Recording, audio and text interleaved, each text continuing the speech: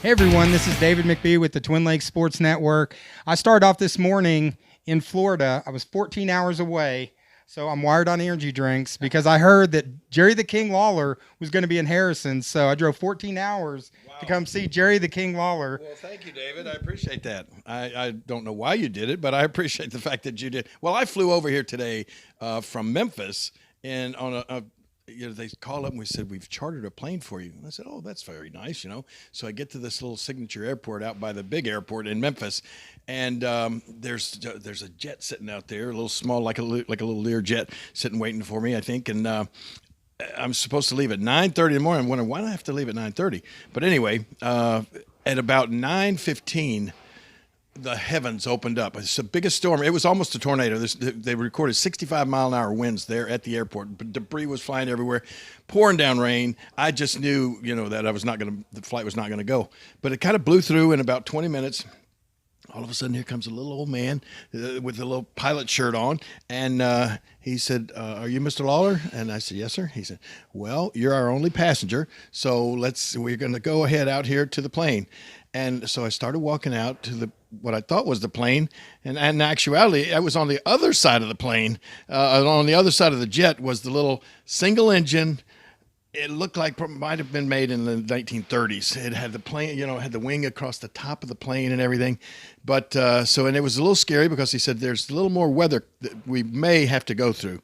But we didn't, thank goodness. It was not a bad flight, but it was sort of a white knuckler. So I didn't go as long. It didn't take me as long to get here as it did you, but I was probably as nervous as you were to try to get here today. Yeah, I think I actually ran into that storm a little bit. That was a pretty hairy one over there. But, tonight, let's talk a little bit about tonight. You had a match with a guy you've had quite a rivalry going the last year or two, the lover boy, Matt Riviere. What is the deal with him? I don't know. He just keeps coming back. He's like a cold sore or something on your lip. He just keeps coming back. I don't know when. He hasn't. I don't think he's got one win over me yet. But somehow, every time, especially in Arkansas, I guess he is sort of a big deal in Arkansas. He's got a little money or something. I don't know. But anyway, he just keeps coming back, and a lot of people think that we might be sort of friends. I couldn't warm up to Matt Riviere if we were cremated together. And the only way this guy will ever be worth anything is if they start selling people by the pound. So I'm tired of him. I won again tonight, and I don't want to ever see this guy again. I know he's been showing up on your doorstep. He's been talking all this smack about the King. It's almost like he's obsessed with you. I think you're right. That may be the problem there. I think the guy is obsessed with me. So, Matt, if you're listening, if you're watching, which I'm sure you are, you're a stalker. So just quit. Stop. I don't want to have to get a restraining order, okay? Please. Well, and King, I know you've been really busy too. You're just all over the place. You were in Saudi Arabia not long ago. I mean, you've been all over the world, just in the last little bit. You had the big, the Greatest Royal Rumble that you helped cover. What was that like going over to Saudi Arabia? Well, it was. How long did you say your flight was? 14 hours. I drove. Oh, no. I went old school. I drove today. Okay, well, I was flying in a big old jet, and it was 19 and a half hours. Yeah, it was a long way, but first class made it tolerable. Thanks to the WWE putting me in first class. Or I don't think I could have survived 19 and a half hours on the plane, but that made it worthwhile. And it was a really cool experience to. It was my first time in the Middle East, and so to see the fans over there and to realize. It's like they really want to be westernized. They want to be like we are, but there's these old religious beliefs that they can't, and I don't know if it's going to take just more time to where those really dyed-in-the-wool kind of people just kind of fade away or whatever. But anyway, they really want to be westernized like us. So much money over there. I mean, I think they paid like millions and millions of dollars to have the WWE come over and put on one show in this huge football stadium, and 70,000 people at this show, and the royal family, of course, footed the bill for the millions of dollars to have the show, and then they only charged the people, they only charged their fans $2 a ticket to come to the show. So yeah, the government subsidizes a lot of stuff for them over there, and it was pretty cool. But the cool thing was to see, like, how these fans that far away on the other side of the earth know everything about the WWE and all the wrestlers. They know, they watch it every single week and they keep up with everything that's going on. And it was, I walk out in this football stadium and all of a sudden you hear these chants, the old Jerry, Jerry. And I'm just like, wow, this is crazy. Well, on the other side of the world, and here 70,000 people are chanting your name, it was pretty cool.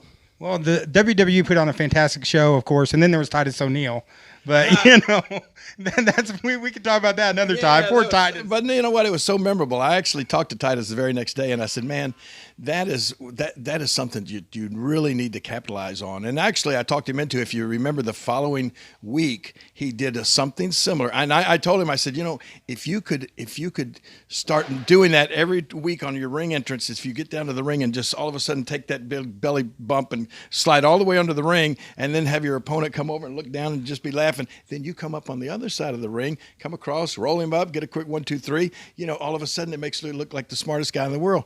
And he said, that's a great idea, and we'll go with that, except for the fact they realized they use those big LED light boards on the side of the rings now, so you can't really go up under them like that. So they did a deal where he acted like he fell and it distracted the wrestler in the ring, and the guy then lost the match because of Titus messing with his head there. So anyway, but yeah, that's to me that's a cool thing that happened to Titus, because it's something that will always be remembered. Well, and I know we're going to let you go. You're a busy guy. Real quick, I know you got a lot going on, especially. They're getting ready to take off. But just real quick, I know you got your podcast going right now. That's been a big hit. Dinner with the King. That's been a hit. Dinner with the King. We were up to 60 something episodes on it. Over a year we've been doing it, and it's fun, especially we get some pretty cool guests on there every now and then, but most of the time it's just me and my host talking about what's gone on the past week in my life. I mean, this past week though, we did a show, an entire episode about remembering the fabulous Jackie Fargo, who was my mentor and the guy that helped me get started in the wrestling business, and Jackie may not have meant a lot to people all around the country, but in Tennessee and Memphis especially, and to me and my fans, it was a special thing to do a show about him. So it's pretty. I mean, we try to keep it where it's entertaining for everybody that listens. Well, I love that show. The one thing I was disappointed, because I was running so late, I had to cut through Memphis pretty quick. Trying to get back in time. I hear there's a pretty good restaurant down in Memphis that I missed out on. A couple of them.